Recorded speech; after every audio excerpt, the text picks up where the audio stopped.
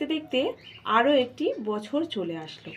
নমস্কার বন্ধুরা, রিমি পুতুলের রান্নাঘরে আমার সমস্ত ভিউয়ার্সদের জানাই শুভ নববর্ষ। আমাদের বাড়ির অনেক দিন থেকে একটা রেওয়াজ হয়ে আসছে, আমরা পয়লা বৈশাখে নিরামিষ খাই। তাই খুব বেশি আয়োজন করতে পারিনি। নিরামিষের মধ্যেই আছে, প্রথমে আছে উচ্ছে আলু ভাজা, তারপরে আছে পটল ভাজা, তারপরে আছে ভেন্ডি ভাজা, রেখেছিলাম পাতলা করে মুসুর ডাল, আর তারপরে রেখেছি একটু পনির আলুর তরকারি, আর শেষ পাতে ছিল চাটনি, আর সঙ্গে লেবু আর কাঁচা লঙ্কা দিয়ে পরিবেশন করলাম আজকের 1432 সালের প্রথম দুপুরের থালি। সবাই ভালো থাকবেন, আনন্দে থাকবেন, প্রত্যেকের বছরটি খুব ভালোভাবে কাটুক এই কামনাই করি।